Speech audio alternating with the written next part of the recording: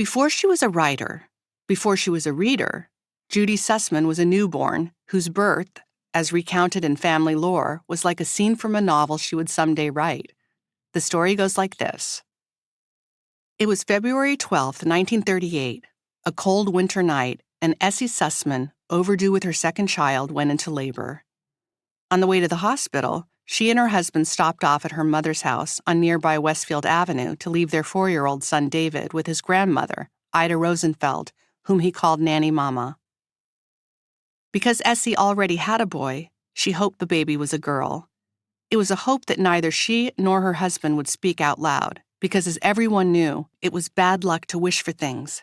God might punish you for your presumption. But she and Rudy had a name picked out. Linda. There was one complication, however. Essie's brother-in-law, Rudy's older brother Abe, had died in January at 43. It was an ignominious death, recovering from hernia surgery. He suffered a fatal blood clot while in bed with his married mistress. Still, it would be good and fitting to name a child after him. Shortly after 9 o'clock, as she was watching after her grandson, Nanny Mama heard the phone ring. It was her younger daughter, Frances, calling from New York City, where she and her husband, Herb, were attending a performance of Clifford Odets' Golden Boy. They ducked out at intermission to find out if Frances's big sister had gone into labor yet. Frances was thrilled to hear from her mother that yes, Essie was at the hospital. She hung up the phone and returned to the Belasco Theater for the second act. The baby was born shortly before midnight, a baby girl, a daughter. Just what Essie had secretly wanted.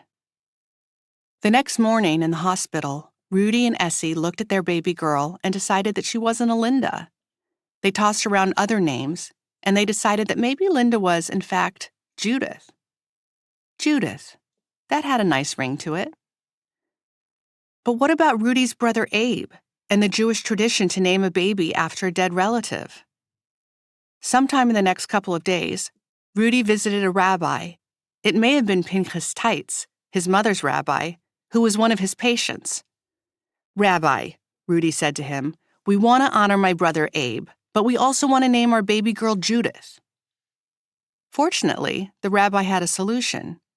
As it happened, Abe's Hebrew name, the name invoked to give him an honor in synagogue, like calling him for a blessing over the Torah, had been Yehuda, the Hebrew of the English name Judah, and the feminine of Yehuda was Yehudis, which anglicized is Judith.